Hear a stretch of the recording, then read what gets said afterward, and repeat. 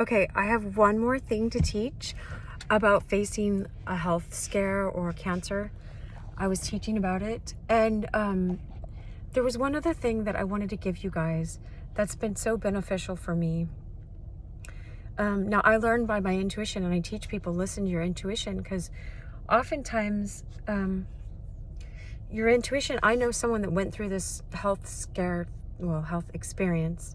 I won't say what, but this person was like, I have to eat fruit, and was just craving fruit, craving fruit, craving fruit. And no one told this person, that that's a good thing to eat to get your body more alkaline, because now I'm a psychologist, so I'm not a medical doctor, so I'm not speaking medically. But one thing that I learned from my intuition, like if you want to call it God, divine love, the universe, I call it, it doesn't matter what I call it, okay? Because I welcome all people here. But what love will teach you is to be an observer and observe. And so one time I was like, why am I doing this puzzle? I was trying to cut out TV, and so I had this puzzle, and I'm listening to Lord of the Rings, of course, and doing a puzzle. It's really, really good combo. But I noticed I started getting anxious. Like, what if there's a piece missing? What if they put the box together and there's a piece missing? What if I won't finish this? What if I can't find how these pieces fit together? And then I noticed it again today. This is why, because I've mentioned this in one of my videos or a couple before, but it came up again today when I was thinking of this, because today I'm in my car right now, and my tire pressure was off. And I was bugging the guy, poor guy. He was so sweet about it too. He was cute too. But anyway,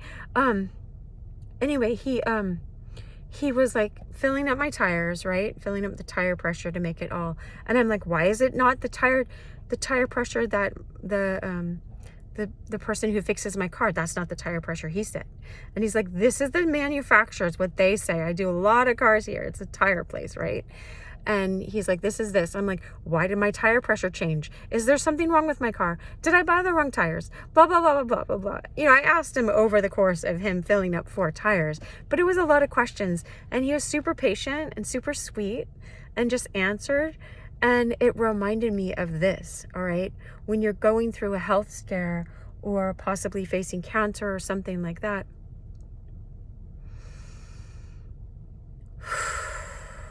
sometimes the chaos of your childhood can come up. And so it's like replaying, oh, everything's going to go catastrophic bad. Everything's going to go chaotic. I'm going to be abandoned again. Or I'm going to be rejected, or I'm not going to know what's up, or no one's going to be able to fix this, because it felt like that in childhood. But it's not true, right? And so those are old, just old programmings. And that's what I wanted to convey in these videos, is just, practice seeing. It was a lot easier to see my patterns and laugh about them in a puzzle. Like, who cares if I can't fit all these pieces together? And they didn't on purpose leave a piece out of the box. And even my brother asked me, because I was giving him a puzzle one time, he's like, there's not any pieces missing, are there? That's just like, that's my brother, because he grew up with my same childhood, but he experienced it his own way. But just when you notice it and see it, then you're like, oh, well, that's just my fatalistic, that's how egotism works. We're in the world of duality. We come from the oneness, right? Like, let's say we're in the heavenly realms, and you can see 360 when you're in those realms. And so it's like you can see everything at once. It's not divided. And so sometimes things look distorted, but I was reading my mystic book. That's why I'm so free to talk about this right now. Usually I'm not talking about this as much on my videos. All right, I'm just informing, because there's different places for things. You got to like dig in deep and go about 45 minutes deep in one of my longer videos to get that really, the juicy good stuff, right? You got to work for it. I don't give it for free, right? And so, the YouTube is, so that's good. But what I'm saying is, when you laugh about it, when you can see it in a more lighthearted way, like how you're freaking out about tire pressure, or how you're freaking out about a puzzle is out to get you, a roses puzzle, it's all roses, pink roses, they're so healing. But then you'll see, no, that's just my programming. And of course, I'm bringing it up in this health scare or facing cancer or whatever it is you have to face, a trial in life or a new relationship or a breakup or whatever.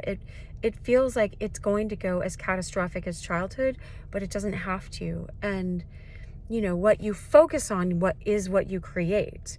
And I'm not saying you're in charge of manifesting everything. Like, I don't know all of that, and I don't want to get into weird stuff. You know what I mean? But it is true. Jesus said, when you pray, thank God as if it's already there. Something like that. I'm not quoting that directly. But, pray in thanksgiving. Like, thank you for the wholeness of which I was created in the first place, and the wholeness that you want to bring to my life, and the love and the abundance, and not the lack, because we're used to the lack, and egotism is always afraid of lack. I have this giant poster in my house that I made of the nature of the egotism. It's in one of Eckhart Tolle's books, The Power of Now, or Practicing the Power of Now, or one of those books, or one of his talks. I just was writing it all down, and I don't want to just show it because it's directly from his book. If I can find a way to summarize it, I will, because it is so good. But it's basically saying that the egotism always operates in its main operation is a fear of annihilation. And so it's always trying to prove itself better than other people, make itself feel more important, put down and judge other people. This is why we're not meant to judge other people. I'm not saying we're not meant to discern that things are broken or wrong, or people are actually doing things that are not of love. But anyway, I digress. I wish you so much love. And again, I hope this helps you. Just know some basic principles to start applying. They're worth knowing. If this health scare brought you closer to appreciating other people, appreciating yourself, seeing your own programming and how wonky it was, and how much healing you can bring to it, and how much love you can bring now to other people in the world because you went through this, then it was all worth it. But sometimes you might not see it for 5 or 10 years. I was told by someone wise, just wait 10 years before you get in someone's face and like, what are you learning from this? Oh, right in the middle of doctor's visits and everything. So I wish you so much love. Share and comment and like if you like this, and comment anything. I think the algorithms push this video out if you say 5 words, but say something good or something, because then other people will be like, why are they saying 5 words? All right, I wish you so much love. Bye.